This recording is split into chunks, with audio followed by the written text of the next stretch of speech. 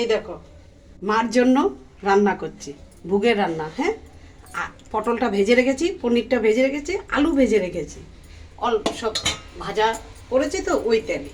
আচ্ছা, এখানে অল্প তেল দিয়েছি, কেন বেশি তেল আজকাল তো জিমের লোকেরা তো যাবে না, মানে অল্প তেলে যত ভালো খেতে গেলে। তবে আমি এই যে দারচিনি আর এই তেজপাতা সম্বাদ দিলাম। তারপরে এই মশলাটাকে ঢেলে দিলাম, এটাকে একটু কষিয়ে দিই।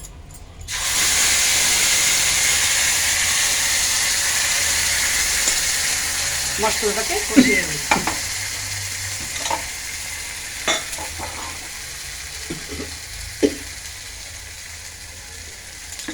মশলাটার মধ্যে কি কি মশলা দিয়েছি, একটু ধনিয়া দিয়েছি, দারচিনি দিয়েছি, টমেটো দিয়েছি, জিরা দিয়েছি, সব আস্তা পিষে মিক্সির মধ্যে করেছি আজকে। কেন দেরি হয়ে যাচ্ছে তো আমার, সকালবেলা ঠাকুরের ভোগটা করে নিলাম, এখন মাকে তো খাবার তো দিতে হবে, তো ওই জন্য খুব ভালো দিন পড়েছে। হ্যাঁ, রবিবার, তার মধ্যে রাত্রে আরামসে তুমি করো, সারাদিন আছে তো কষ্ট হবে না। তারপরে এটাকে অল্প স্টিমটাকে অল্প কমিয়ে দেবে। হ্যাঁ, তাহলে মশলাটা ভাজা ভাজা হলে না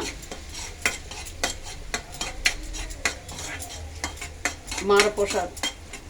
আচ্ছা হ্যাঁ, লবণ দেবো তো, অবশ্য লবণ দেবো, তারপরে তোমার ইসে দেবো, হলুদ দেবো সব।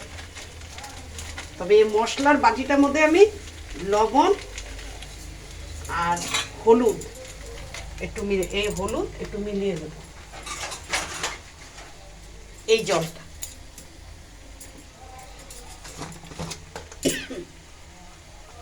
এই জল এতটুক দিলাম। হ্যাঁ, এটার মধ্যে মিলিয়ে দেবো।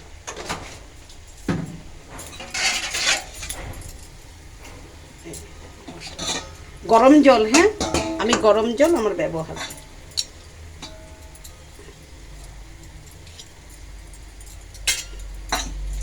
অ্যাকচুয়ালি রান্না করতে গেলে, ঠাকুরের ভোগ রাঁধতে হলে কথা বলতে নেই, কিন্তু আমার তো বলতে হবে, আমি দূরের থেকে বলছি। হ্যাঁ, আমি একদম দূরের থেকে বলছি। এই মশলাটা একটু তেল ছাড়ো, তারপর একটু ঘি দেবো, আর কিচ্ছু দেবো না, ঘি দিয়ে তারপরে নামিয়ে দেবো।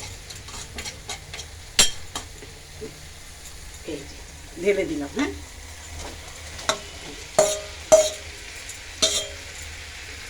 এখানে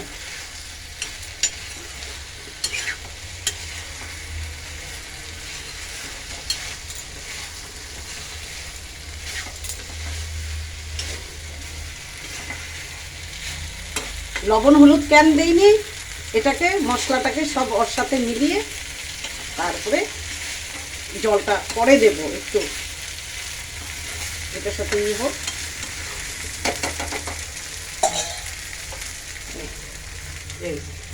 এই জলটাকে এভাবে ঘুরিয়ে